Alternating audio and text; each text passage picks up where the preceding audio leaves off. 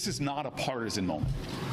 This is a moral moment in our country. Ultimately, not whether he's innocent or guilty, this is not a trial, but ultimately, have enough questions be raised that we should not move on to another candidate. That was Senator Spartacus in New Jersey saying, as you just heard, it doesn't really matter if Brett Kavanaugh is innocent or if he's guilty. Democrats have spent so long attacking him without tangible evidence that really it's his obligation to just submit and let his career and reputation and family be destroyed, for the good of the country. It's a moral question. Alan Dershowitz is a retired Harvard law professor. He's the author of the best-selling The Case Against Impeaching Trump.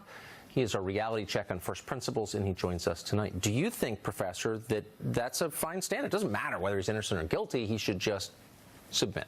Well, it sounds very familiar. When I was in college, that's what they said about people who are accused of being communists. Yes. It doesn't matter whether you're innocent or guilty. If somebody has accused you of being a communist and you angrily responded and said you're not, then A, you don't have the temperament to have the job, and it's just a job interview if you're getting fired from being a professor after 40 years. And what's the difference if you're innocent or guilty? Somebody has said you're a communist. This goes all the way back to the Inquisition, when they would call you in first and make you testify, and then they'd present the evidence. Look, once you're accused of the most heinous crime imaginable, it turns into a trial where you have due process, yes, where the burden of proof is on the other side, where the evidence has to be clear and convincing. In America, we don't allow people to destroy other people's reputations and careers based on an inference of guilt, the way the ACLU now says. The ACLU says we should presume guilt, not presume innocence. After 100 years of defending due process, that's exactly what they're saying. So you are a liberal, you have lived your life in a liberal world, you go to Martha's Vineyard, you know liberals.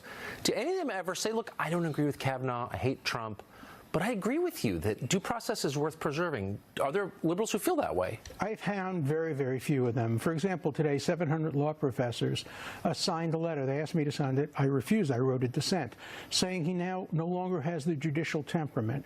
Well, can you imagine if this were a liberal who had been appointed by a liberal president who had been accused and who had acted similarly?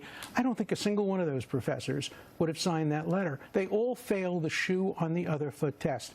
Senator Booker, who I like and know, is just dead wrong. This is all about partisanship. If the opposite was happening, and if it was the Democrats who were putting up a candidate, everybody would be behaving the opposite way. And so it is partisanship. And I think the framers of our Constitution never intended the confirmation process to look anything like this. I agree. And I hope that I would be honest enough to say so. I mean, we defended Al Franken on this show, whom I don't like personally, and I hate his politics, but I think he got shafted for the same reason. I defended him, too. Yes, he deserved to be defended.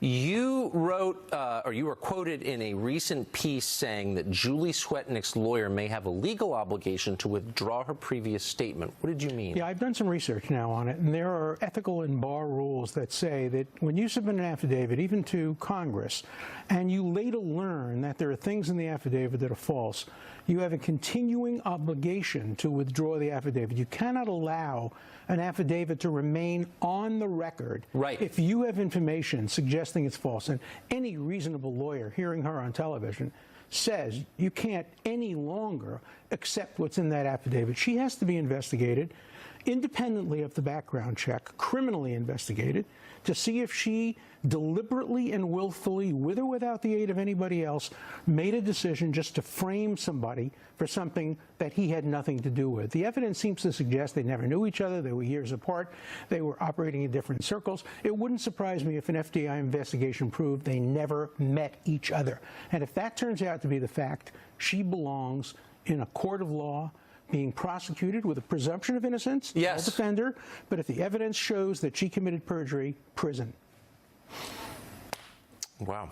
You know why? Because it's so important to protect people against being raped, but it's so important to protect people against being deliberately and willfully falsely accused of rape.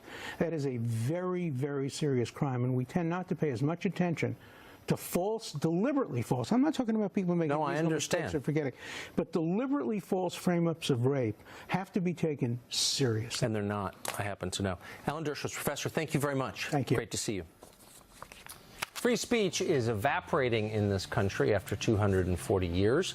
The biggest threat turns out not to be the government, but instead corporations, schools, and